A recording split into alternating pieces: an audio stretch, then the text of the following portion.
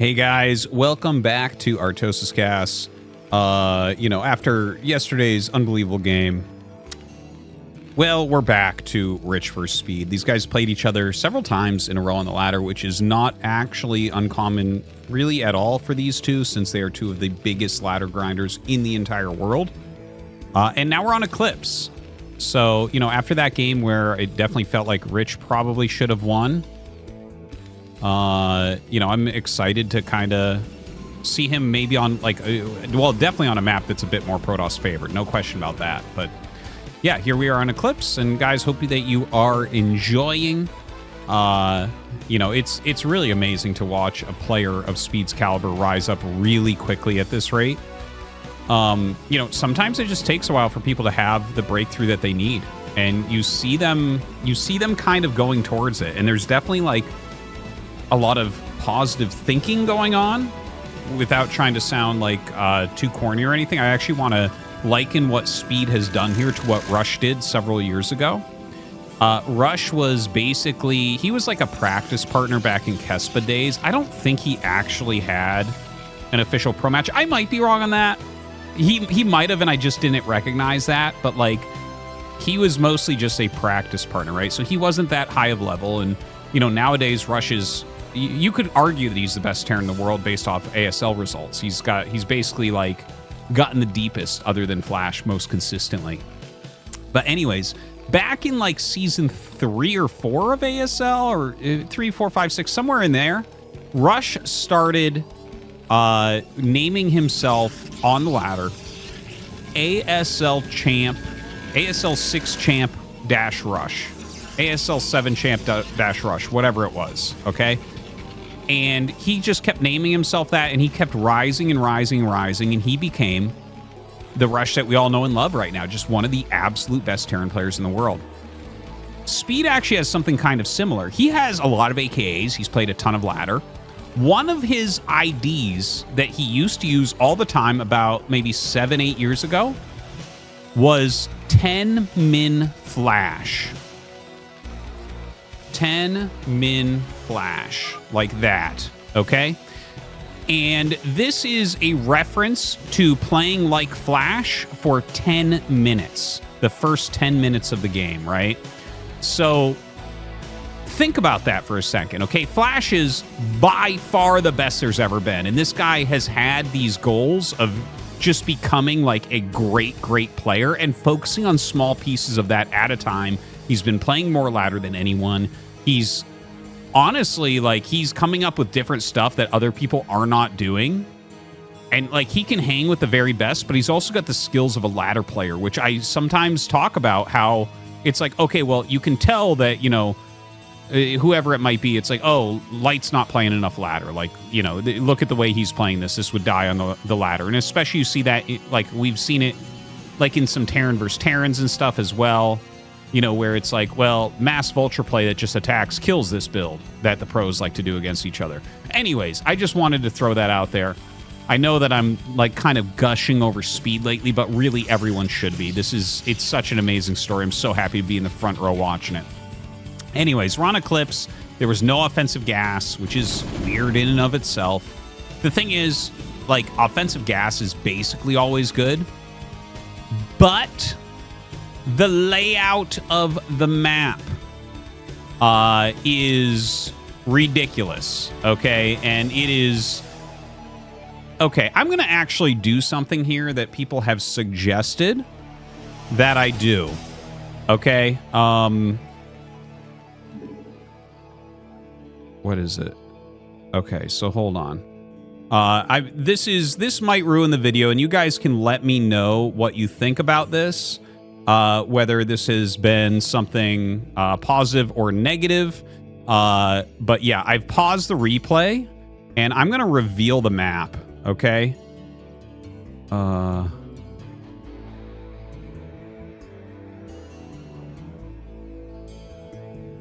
Wait, where is it? I feel so stupid right now. There it is.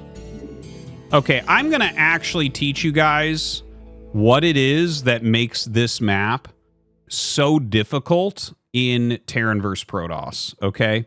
And because I want to explain why it might be okay that we haven't seen the offensive gas in this particular game. Okay, so hold on 1 second here. And yeah.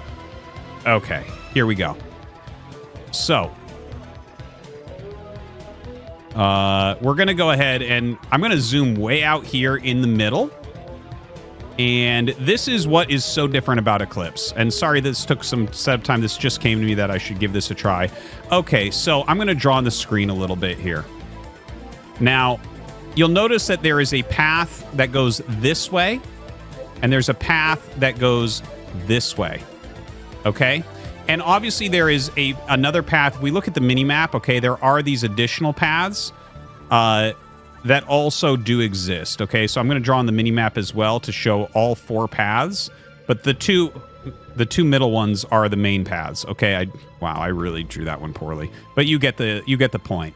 Okay, now the problem with Eclipse is that these paths are not connected.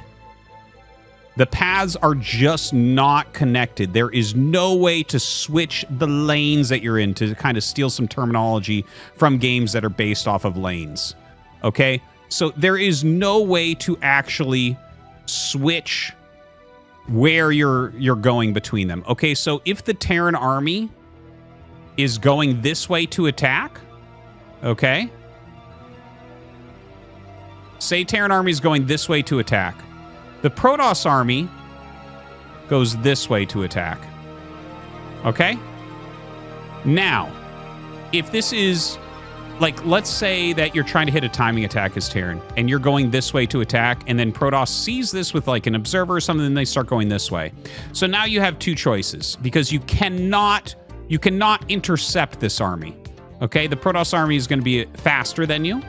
So what you have to do is you have to say, okay, we're base trading and keep going, or you have to turn around and stop it. Now, if you turn around, the Protoss army turns around. This is why carriers are so good here, because you cannot box in the Protoss army. When it turns around, you could chase the Protoss army in this direction. The thing is, they're already ahead of you, and they loop around and go in this direction then, okay? So, wow, I'm just not good at drawing at all with this mouse. Anyways, this is the main problem with Eclipse, and a lot of other 2-player maps do not have this problem. There is no way to switch the lanes except at the beginning and the end of them, and you simply get outmaneuvered. So that is why this might be okay for Rich to go ahead and, like, not gas steal, because you can actually just play Eclipse normal and keep a big army and make it very hard for Terran to ever actually attack you. Okay, so this is like the primary crux. Obviously, gas steal is strong, and any 2-player map is slightly Protoss favored because of that. But it is specifically Eclipse that is extremely, extremely hard for Terran to do anything on. So I hope that you enjoyed that little thing. Some people were mentioning that maybe I should give that a try. And there you have it. So yeah, I hope that you enjoyed that. Let's continue with the commentary. Leave a note below. Like, I know that took me a minute to set up, and that is absolutely not something I'm going to do every game.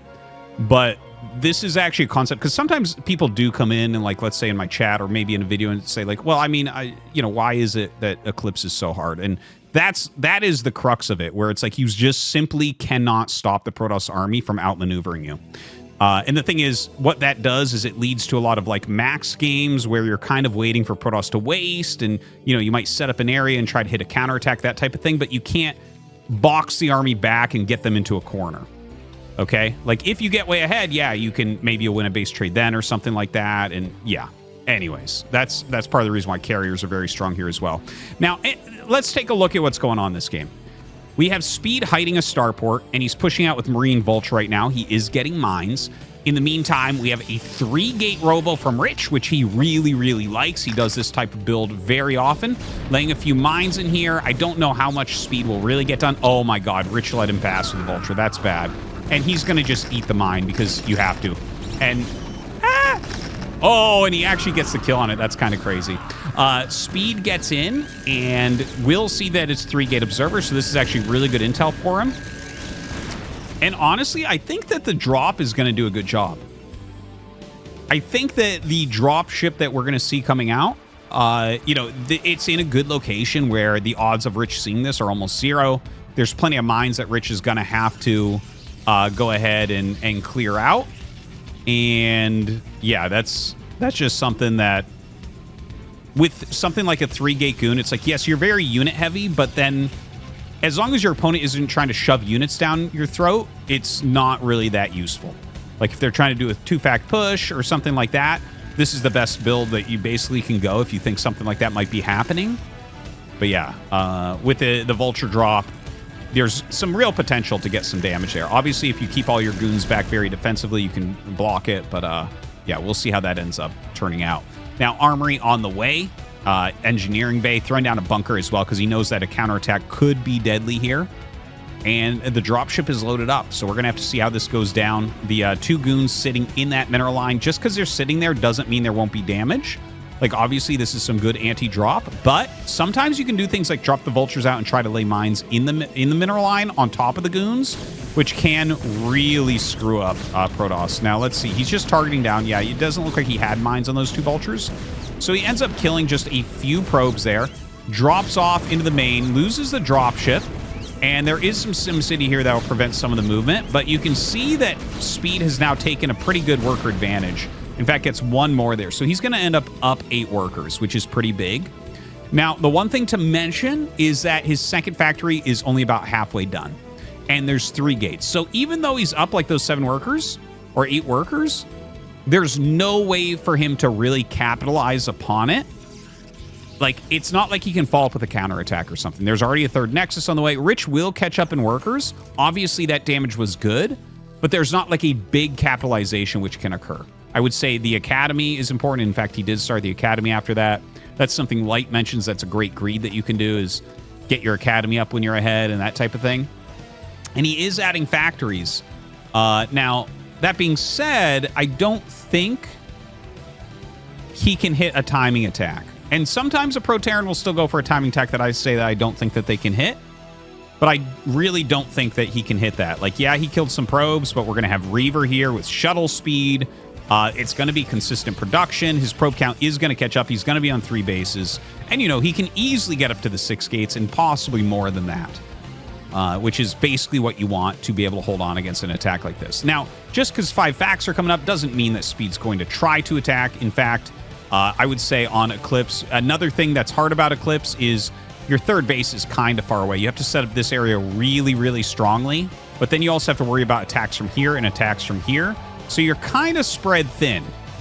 And to get your 4th base, you have to almost max out.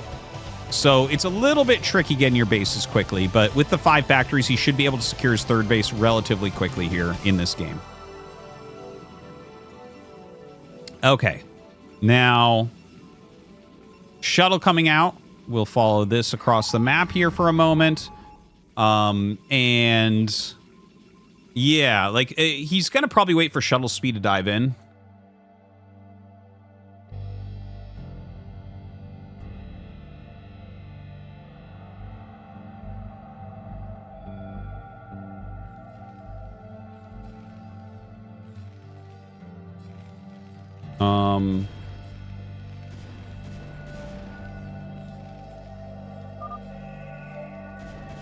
Oh, okay. Well, I just noticed this FPS is up there, and I don't know actually how to get rid of it. I'm gonna have to search later. I actually was like, let's follow the shuttle so I can figure out how to fix this real quick. And no, ChatGPT has let me down. Anyways, here is the move out, and it does look like he's going to try to hit a timing attack here. Now, the Reaver has to slow this. This is the #1 key other than Zealot Legs on the way. So he is, he shouldn't be going this far back. If you ask me, like, he needs to take a little bit of a high ground here. He definitely needs to slow. Okay, that was a great scarab there. He needs to pull the goons back. You don't want to be wasting anything. You have to force the sieges. You have to force him to leapfrog forward. Lot more gates on the way. Legs are about 1/3 of the way done. So there is some potential here for Speed to get damage, but I don't know that it's going to work. Like I said, I don't feel like there really is a timing here. He is certainly trying it, though, and The Reaver's still in here. He waits till a big volley there. He loses 5 goons and doesn't... Yeah, okay, there he goes. He gets a Scarab. That's an excellent Scarab as well. So he kills 3 more tanks. Drops the Reaver in the center. So he's definitely trading way more supply than Speed is in this particular game. But he clears all the tanks, and that's really what matters. Because look back at what Speed has. This is what we call nothing. Okay, he's got 5 factories. Not really a whole lot going on. He starts his 3rd command center on location. He knows that Speed's army is of a reduced size. But look at the production we have for Speed. He has 9 gateways and a robotics. He's throwing up some cannons to make sure he's not going to lose any probes to harassment, and he'll throw up the 4th Nexus. It's completely free, and I'll be honest with you, he can put up a 5th Nexus down here if he wants. Like, he can absolutely do that. Like, you can greed really hard here. There's not a lot that Speed can do for a while, and in fact, Speed's going to need a 3rd add-on because he lost too many siege tanks. It's going to take a really long time to get the amount of siege tanks he really needs to make anything happen in this game. Like, look at this, 123 to 86. So right now, Speed just harassing lightly with this Reaver. Honestly, I feel like if you over micro this, like maybe Snow can get damage here, but this is not truly needed right now. If you look at the positions that they're in, if he just cleanly macros, like look, he's 131, 131. Instead of microing a Reaver to get a few kills here, if you're just nailing your macro and honestly putting up a 5th Nexus, like, that makes it incredibly hard for Speed.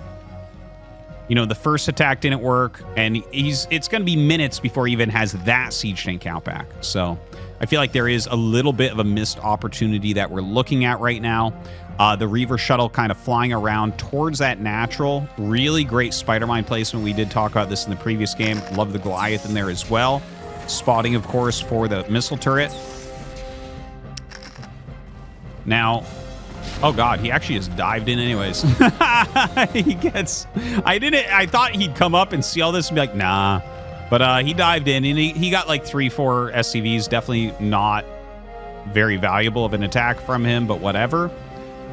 He has gone up to 1 more gate or so, right? Like 8, 11. Okay, so a couple more gates to get added. 11 gates right now. Plenty of photon cannons. You know, he's got an observer here. He's got 1 on top of the factories. He does see 3 add-ons now, which is very, very important from Speed. It's kind of weird to me because, like, he's definitely had the money for the additional Nexus. I do feel like sometimes strong Protoss players aren't greeding enough. I think that this can happen in most matchups, or really any matchup. It can be really hard to realize and recognize how much you can greed. But, like, when he killed every tank, his opponent had 2 add-ons and started a 3rd command center. Like, that's in general how you want to do it, is if they go for a 3rd command center, you make a 5th Nexus, right? Like, that's kind of, you're like, okay, and now I'm putting the onus on you to get something done. And see, he makes this, but even if he had made this at first, there has not been an attack timing available for Speed, so this just could have been earlier. Simple as that. Okay, I don't want to harp on it too much, but 100%. That's like something that he could improve upon here. Now, double Speed shuttle flying in. He has 4 High Templars, 4 Zealots in here. Some pretty good anti-air here from Speed. And in fact, he turns around with the High Templar one. So he just loses all that, doesn't get any real damage done. So that was a great block. Speed is blocking these drops truly better than anyone in the world. Flash doesn't drop blocks as well as Speed. The thing is, this is kind of like new tech. Like, this is still an evolving strategy in metagame, obviously. So I think that what Speed's doing here will probably catch on. By the way, carriers on the way. This is what I was kind of alluding to, where you can't box in the Protoss army, which allows them to transition into carriers more effectively on Eclipse than almost any other map. So 5th Nexus is coming up. He's brought his whole army over here, so Speed needs to get into a nice defensive position. This is actually a very good-sized army here. Yeah, picking off the Observer is actually huge right there. Good Storm goes down on the... I actually really like the Storm on those Vultures, because the Vultures are very needed here. Throws out some more High Templars, going to throw some more Storms down onto these Siege Tanks.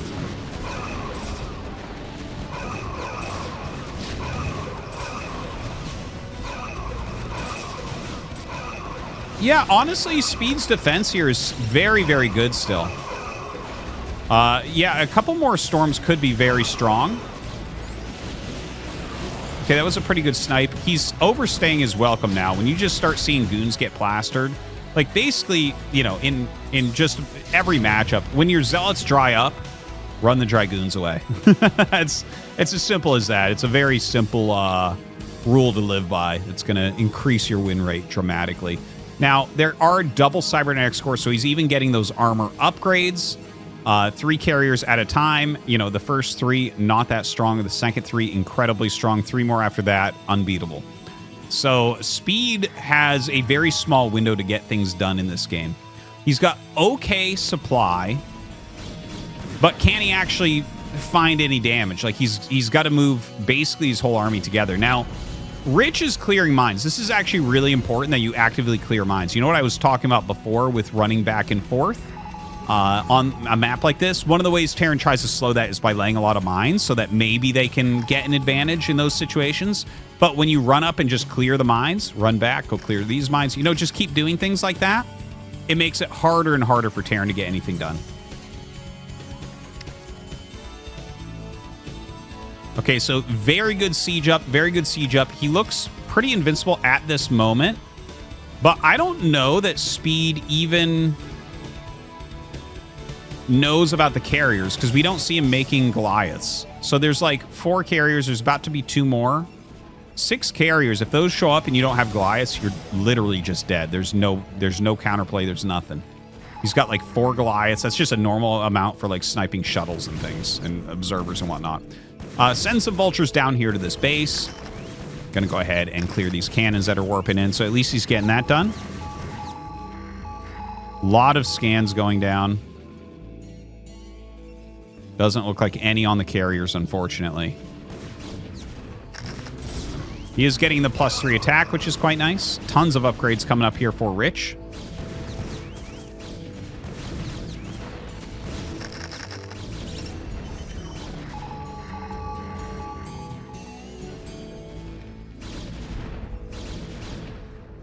So, yeah, I got to tell you, I do think that Rich is playing like a very good game overall. Like, there's been a few little mistakes, places he could have greeted better, maybe taking the engagement up here a little bit better, pulling the goons back more quickly, that type of thing.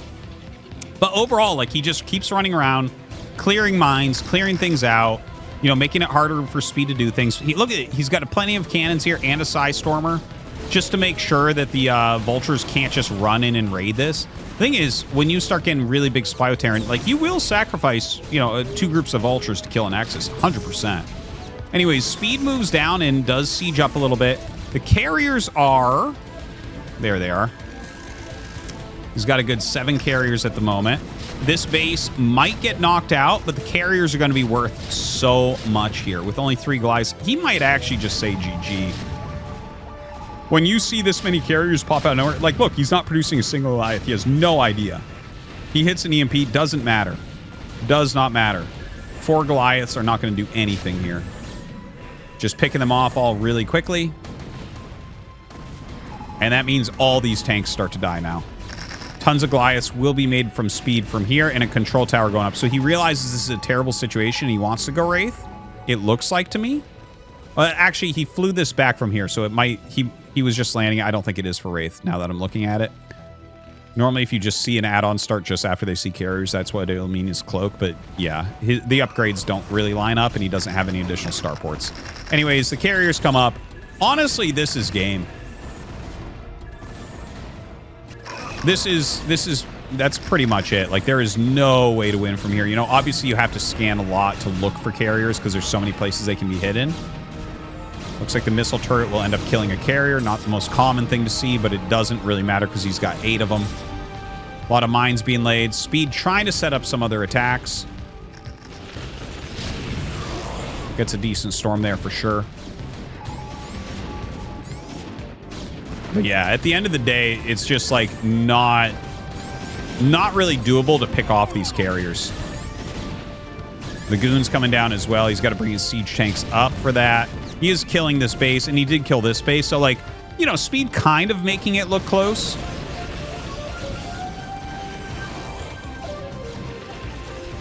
But yeah. Very, very well played game from Rich. And the thing is, you can still see a lot of areas that there can be improvement on too. And from speed as well. From speed as well. There's still, you know, he's playing great. He's putting out great games. GG. Rich wins. But there are mistakes. Like, I think if you just look at it, like, mathematically, like I was talking about before, it's like he does the vulture drop, but he only has one factor and he went armory. And it's like, well, I mean, your next attack shouldn't work. Like, there shouldn't be a timing. I was talking about this early on, how, like, there just should not be a timing just based off the math of the game. Your opponent has a robo and 3 gates, so their supply is going to be way above you. You know, the Reaver should be able to slow this. He actually did a terrible job slowing with the Reaver. His Zealot legs were a little bit late. So, like, there were things in Speed's favor, but he still loses all these tanks and never builds up to anything that could have done a real timing attack. You kind of need to keep your initial tanks alive unless you do massive damage with them. Like, if he lost all these, but he killed the 3rd Nexus, okay, great. But when you lose these trading for units, that's what Protoss wants. It's literally what they want. So I think he played into that. Anyways, I know this one in particular was really, really, really full of analysis, especially that beginning part. My apologies for that. I know some people will have liked it. It's not something I'm planning on doing all the time, but I thought that this was a great opportunity to kind of point out. And I think we saw that some here as well. Like, that's why Eclipse is strong for Protoss. Anyways, GG. Thank you for watching. We'll see you next time.